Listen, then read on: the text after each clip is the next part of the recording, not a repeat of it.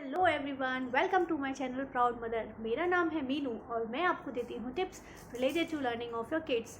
But आज मैं आपको किड्स के बारे में नहीं, किड्स की मॉम के बारे में कुछ बताना चाहती हूँ। उनकी एक बहुत बड़ी प्रॉब्लम को शेयर करना चाहती हूँ।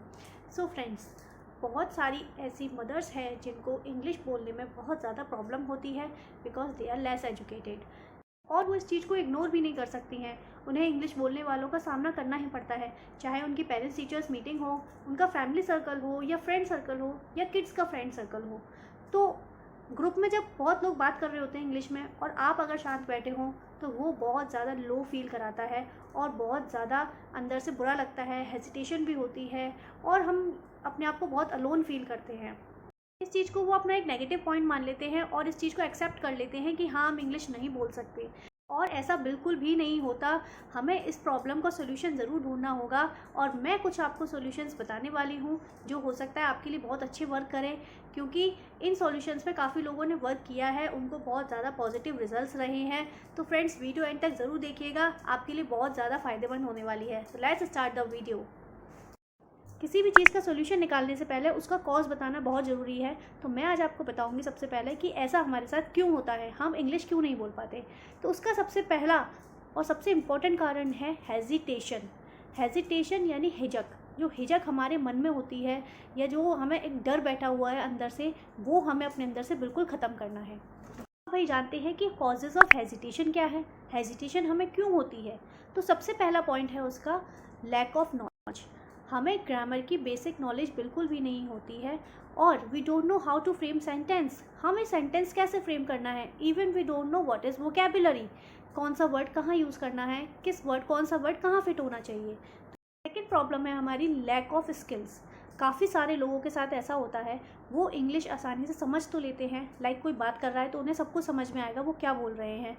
इंग्लिश आसानी से लिख भी लेते हैं बट वो इंग्लिश बोल नहीं पाते। ऐसा इसीलिए होता है क्योंकि हमारी स्पीकिंग स्किल्स जो होती हैं वो पुअर होती हैं। थर्ड पॉइंट है हमारा व्हाट अदर थिंग्स। एक्चुअली मैं इसे पॉइंट नहीं बोलूँगी, इसे कीड़ा बोलूँगी। ये बहुत बड़ा कीड़ा एक लोगों के माइंड में रहता है कि व्हाट अदर थिंग्स, लोग क्या सोचेंगे अगर हमने गलत वर्ड बोल दिया या गलत कोई सेंटेंस बोल दिया तो। फोर्थ और नेक्स्ट पॉइंट है हमारा अवर सराउंडिंग्स। जो हमारी सराउंडिंग्स है वो हमें वो एटमॉस्फेयर प्रोवाइड नहीं करा रही है जिससे हम इंग्लिश बोलना आसानी से सीख जाए। मैं आपको कुछ स्टैटिक्स बताती हूँ।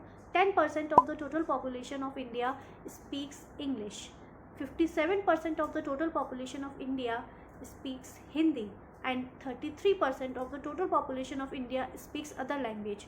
तो आप अंदाज़ा लगा सकते हैं कि इंग्लिश बोलने वाले लोगों की परसेंटेज कितनी कम है। So, wake up mothers, don't hesitate if you are less educated. I am here to give you some solutions how to defeat your hesitation. तो first solution है हमारा start speaking with the non speakers. आपको non speaker से ही English बात करना सबसे पहले शुरू करना होगा। आप कभी भी परफेक्ट इंग्लिश स्पीकर से आप बात स्टार्टिंग में ना करें, क्योंकि उनसे आपका कॉन्फिडेंस बहुत लूज़ होगा। और अगर एक नॉन स्पीकर से आप इंग्लिश बात करना शुरू करते हैं तो आपको बहुत कॉन्फिडेंस बिल्टअप होगा। तो आज मैं आपको दो टाइप के सॉल्यूशंस और बताने वाली हूँ, जो है long term solution and short term solution. तो लॉन्ग टर्म सॉल्यूशन के अंदर हमें करना क्या है कि हमें थोड़ा सा प्रैक्टिस करना पड़ेगा। लाइक जिस तरह से हम स्टेज पे डायरेक्ट परफॉर्म नहीं कर सकते, जिस तरह से एक बॉय को फर्स्ट टाइम डायरेक्ट एक गर्ल से बात करने में प्रॉब्लम होती है या उसे हेजिटेशन होती है, और जिस तरह से हम हाईवे पे गाड़ी डायरेक्ट नहीं चला सकते, उसी तरह से हम इंग्लिश भी एक ही दिन में नहीं बोल सकते। तो इस चीज़ के लिए हमें ज़्यादा से ज़्यादा प्रैक्टिस करनी होगी। इंग्लिश प्रैक्टिस करने के लिए choose a person whom you are comfortable with. आपको उस पर्सन के साथ इंग्लिश बोलनी है जिससे आप कंफर्टेबल हों। Like whether it is your kid, whether it is your friend और योर हस्बैंड, एनीथिंग। अगर आप चाहो तो मिरर के सामने खड़े होकर भी आप इंग्लिश बोलने की प्रैक्टिस कर सकते हो। देखिए, जितना ज़्यादा आप प्रैक्टिस करेंगे उतना ही ज़्यादा आपको परफेक्शन आता जाएगा और इंग्लिश में आपकी पकड़ मजबूत होती जाएगी और ये आपकी हैबिट में भी आएगा इंग्लिश बोलना। तो ये था हमारा लॉन्ग टर्म सोल्यूशन। अब मैं आपको बताना चाहूँगी शॉर्ट टर्म मेथड्स और quick method to defeat our hesitation. उससे पहले मैं आपको शॉर्ट टर्म मेथड और लॉन्ग टर्म मेथड के अंदर एक डिफरेंस बताना चाहूँगी कि होता क्या है। बेसिकली जैसे हम योगा करते हैं, योगा के अंदर हम प्राणायाम, अनुलोम विलोम करते हैं for a healthier and long life. ये एक्सरसाइजेस हमें लॉन्ग टर्म तक करनी होती हैं, जब भी हमें फ़ायदा मिलता है। उसी तरह से इंग्लिश की हम ज़्यादा से ज़्यादा प्रैक्टिस करेंगे, तभी हमारी हेजिटेशन दूर होगी और हमारा कॉन्फिडेंस बिल्डअप होगा। बट अगर हमें हेडेक है तो क्या हम योगा करने बैठेंगे? बिल्कुल भी नहीं। हम मेडिकेशन लेंगे टू गेट फास्ट रिलीफ। उसी तरह से हेजिटेशन का जो मेडिकेशन होता है वो होता है to help with the grammar. भाड़ में गई ग्रामर। जी हाँ, आपने बिल्कुल सही सुना। Stop bothering about your grammar mistakes, just speak what you want to speak. एक बात बताइए, क्या हम हिंदी सही बोलते हैं? हिंदी तो हमारी मदर टंग है, फिर भी हम हिंदी की जो लैंग्वेज है वो बिल्कुल भी सही नहीं बोलते हैं। And why we think for the English, इतना हम इंग्लिश के लिए ही क्यों सोचते हैं? हमें वो बैरियर तोड़ना है जो हमारे और इंग्लिश के बीच में हेजिटेशन बनकर खड़ा हुआ है। सो प्लीज़, जैसा भी बोलना है, बोलने का जस्ट स्टार्टअप तो लीजिए। आप लोगों को क्या लगता है, वुड अदर्स नोटिस यू? बिल्कुल भी नहीं, हमें कोई नोटिस नहीं करता। अगर हम इंग्लिश कॉन्फिडेंस के साथ बोल रहे हैं तो क्यों ना हम गलत ही बोल रहे हो, उन लोगों को सही ही लगेगी।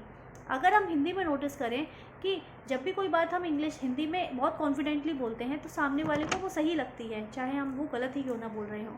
कई बार ऐसा होता है कि हम ये सोचते हैं कि हम अगर कुछ गलत इंग्लिश बोल जाएंगे तो सामने वाला हमको बेवकूफ़ समझेगा, बट ऐसा बिल्कुल भी नहीं होता।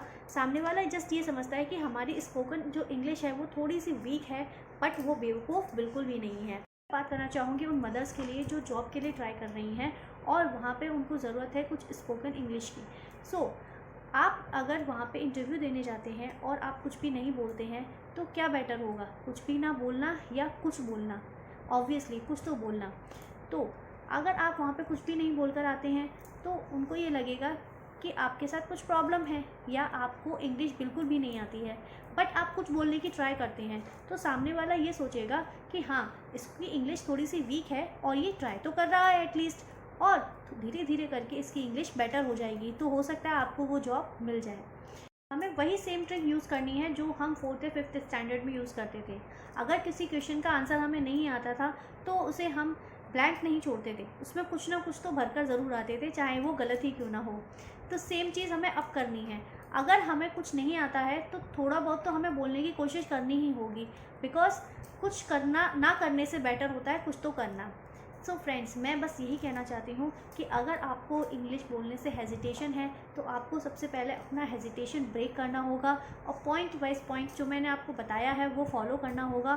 और जैसी भी इंग्लिश आती है आप शुरुआत में एटलीस्ट बोलने की ट्राई करें। आपको बस एक बार स्टार्टअप लेना है और लोगों के बारे में तो बिल्कुल भी नहीं सोचना है कि वो क्या सोचेगा अगर मैं गलत इंग्लिश बोलूँगी, या वो क्या सोचेगी अगर मैंने कुछ गलत लैंग्वेज यूज़ कर ली। At the end, I want to say, don't sit silently like a boiled eggs because something is better than nothing. So friends, अगर आपको मेरी इस वीडियो से कुछ भी मोटिवेशन मिलता है तो don't forget to like and subscribe my channel. Thank you.